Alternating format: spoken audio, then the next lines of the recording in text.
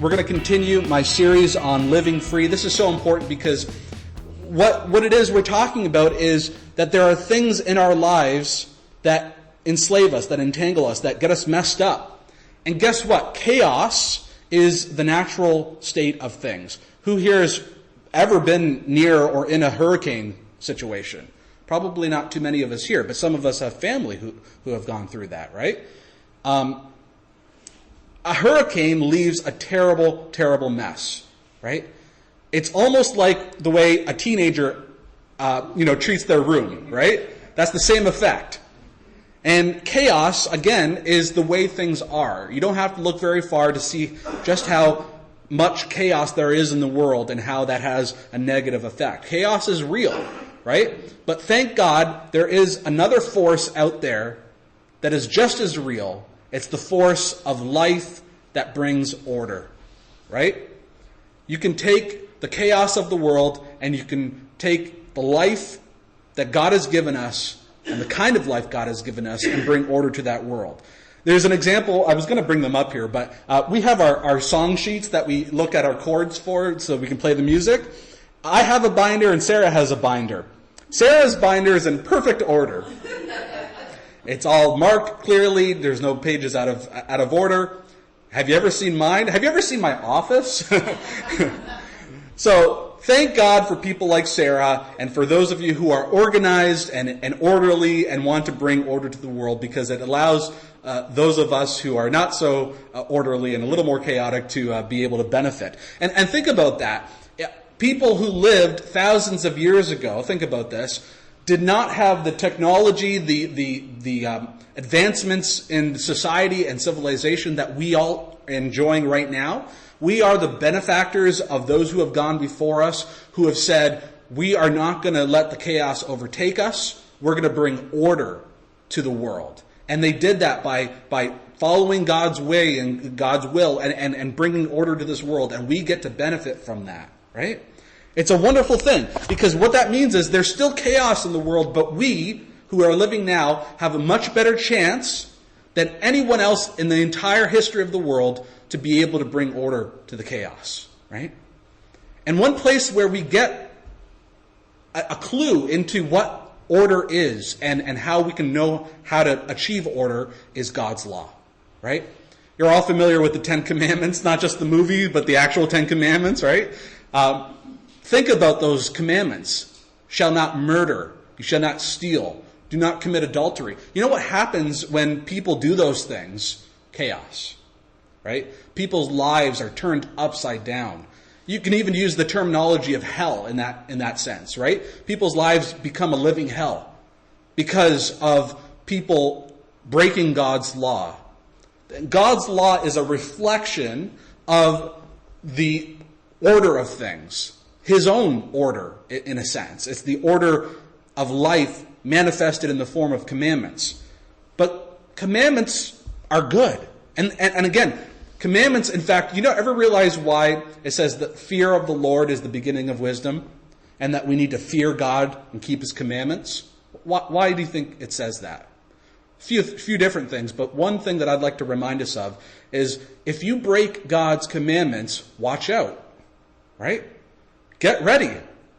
This is why the word hear is there in the Bible. Hear, O Israel. Listen, Shema. You know what that means? Be careful. Listen to what I have to say. Because if you don't do what God says, be prepared. Right? Chaos will overtake you. When we break God's law, it's like we're breaking the natural order of things. We're letting the natural order of things, chaos, enter into our lives. So there's really a relationship between God is the driving force that brings order to the world. And if we are not with God, then chaos is going to be our lives. And chaos takes on many forms, and we've looked at this in many ways in the past. But today I want us to look at addiction. Because I would say that everyone, as Larry said, everyone engages in some kind of habit that they are enslaved to, right? And when we looked at this back in the Sound Mind series, I kind of got into the science of it, the chemical reaction. There's something happening chemically It's called dopamine, that you get a hit of a good feeling, you get an experience of a good feeling, and it actually motivates you to keep doing that action. And in and of itself, it's not a bad thing, because that's the way our bodies were created, so that we will continually do things that are good, right? But it can also be used for bad, for things that are not good for us. And so again, there are things that we will do, and there are things that are way more obvious, as we sort of alluded to. The obvious ones are like drugs and drinking and smoking and things of that nature. Those are the obvious ones. But we all have things that we're addicted to because we get some kind of good feeling out of it, right? But we have to listen to what the Apostle Peter said. He said, you are a slave to whatever controls you, right? We are enslaved to those habits. And we call this having an addiction. It's being physically or mentally dependent. That word dependent is really important here. Being dependent upon a substance or an activity, so much so that if you tried to stop doing those things, boy, you're going to have a tough time, right? That you almost can't not stop.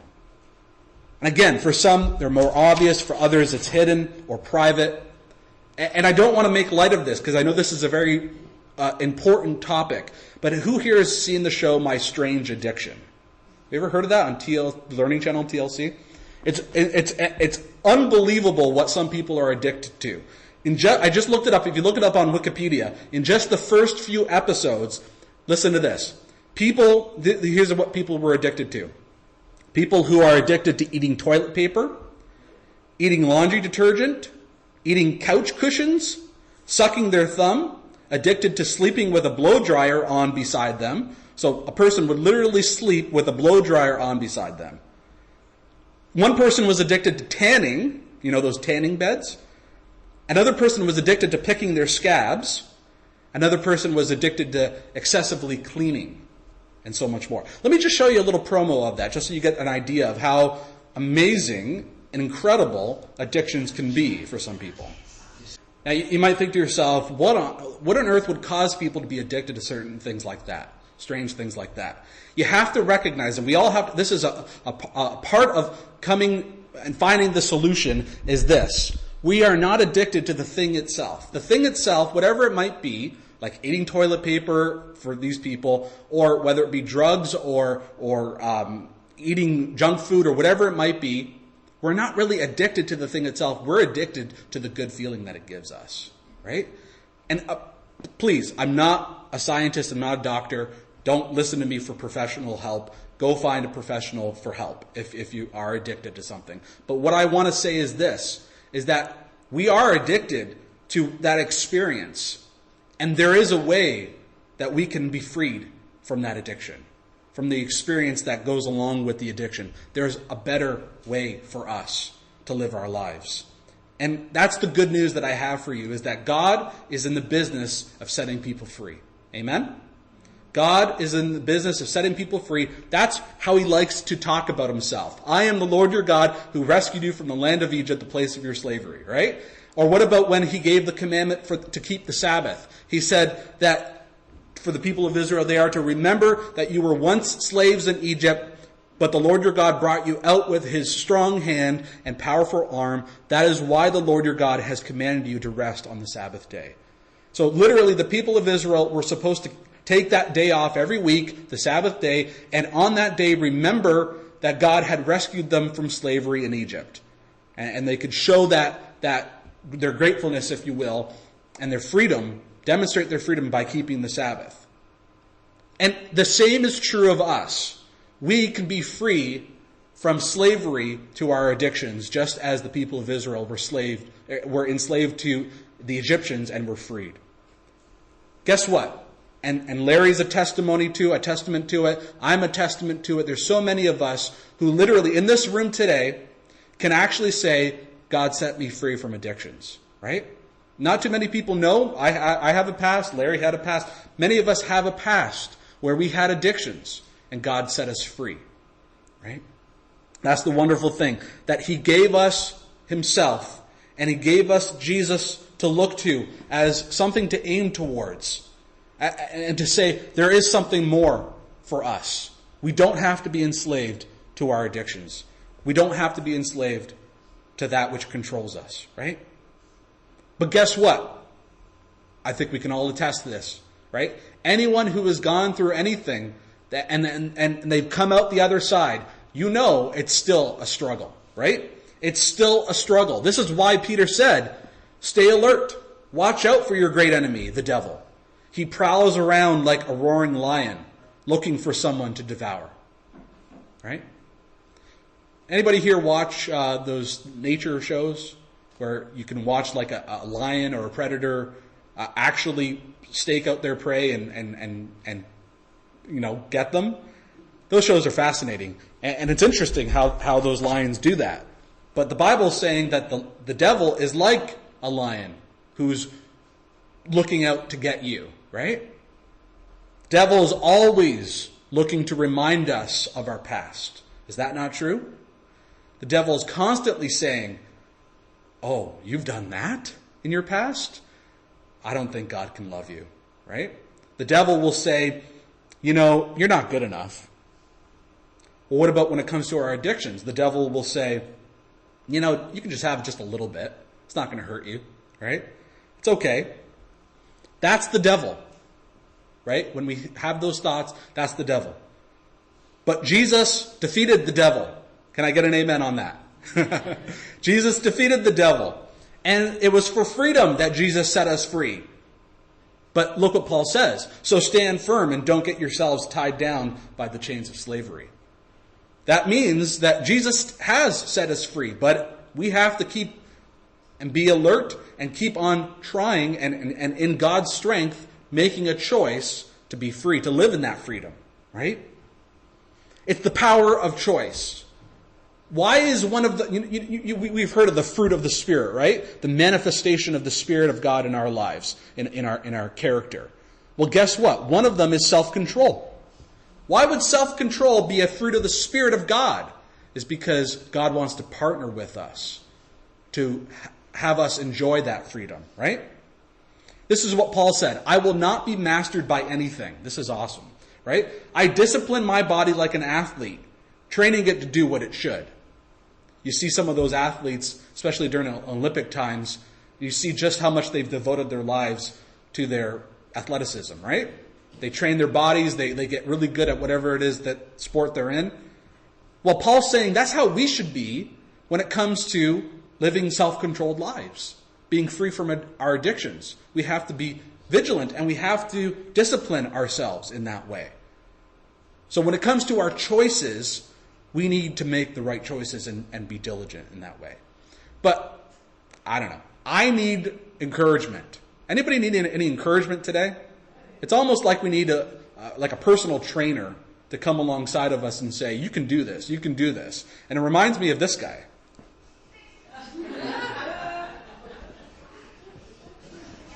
Okay. So, when we are tempted, when we have our addictions before us and behind us rather, and yet we are confronted with it once again in our day-to-day lives, what are we to do? Well, we need somebody to come alongside of us, right? So Paul said, when you are tempted, God will show you. I can't even get through this. This is awesome. When you're tempted, God will show you a way out so that you can endure. I just compared God to Richard Simmons. I'm so sorry. Okay, maybe a better way to think of it is this, is that God is there to empower us, and you need somebody like a pastor to come and encourage you, right? Or anyone to come alongside you. That's what that means. To comfort someone, to come alongside of them, to act as if maybe they can't do it on their own, but you can take their arm and you can bring them along, right? And this is what we can do. He says, humble yourselves before God. Resist the devil, and what will happen? He will flee, right? Resist the devil, and he will flee. There is hope, right? Choose to fight the devil, and with God's help, you will overcome. But again, it's sort of easier said than done. It's sort of it's a nice thing to think about, but what can we actually do? And don't get me wrong, Jesus is the answer. Jesus has overcome. He's defeated the devil. What Larry was saying is completely right. There is no cure but through Jesus, right? But in terms of what that means practically day by day, what are some of the things that we can do, right? The first one is, I'm just going to share two things with you here. One is replace your triggers. Who here knows what a trigger is? And I don't mean like on a gun. I mean a trigger, right? A trigger are those things that remind you or cause you to do something, right? If what's a good example of a trigger? Let's say that, Larry gave a good one. If after a hard day at work, you just want to sit down with a bag of chips, or what about sit down with a nice cold beer, right? Whatever it is, there's certain things after being reminded of our stress or whatever it might be that's causing us to look for something inside of us to be filled. And it triggers us to want to do that thing, to engage in our addiction, whether it's, again, drugs, booze, food, sex, whatever it is, right? We reward ourselves with these things. And when we're in high stress situations, or even just when we associate our addictions with certain situations, we find that whenever we do those situations, we get triggered and we want to be able to engage in that addiction. I remember when I worked way back in the day at a call center, you would see people smoking at every single break, right? And then after a meal, you get that feeling for a cigarette, right? Or after other activities, right? Here's the thing. What is it about those particular times that causes or triggers people to want to smoke? Is it that they really need a cigarette at that time? No, they clearly don't need it. But they've associated that dopamine hit, that good feeling, with that time. So guess what? We need to replace our triggers. We need to rewire our mind in order to be able to stay firm and to not get tied down again in the chains of slavery. So guess what? Jesus is the answer. Why not replace your triggers with new things that are related to your relationship with Jesus? Doesn't that make sense? Instead of going out for a smoke, why not read a passage of the Bible? Instead of having a bag of chips, why not go and pray for a few minutes? Whatever it might be, the point is, if you replace your triggers with something different, you're going to have a better chance of overcoming and staying firm. Okay? But that is only in terms of trying to remain free from your addictions that Jesus has set you free from. You have to then, in an overall sense, replace your life and fill your life with purpose.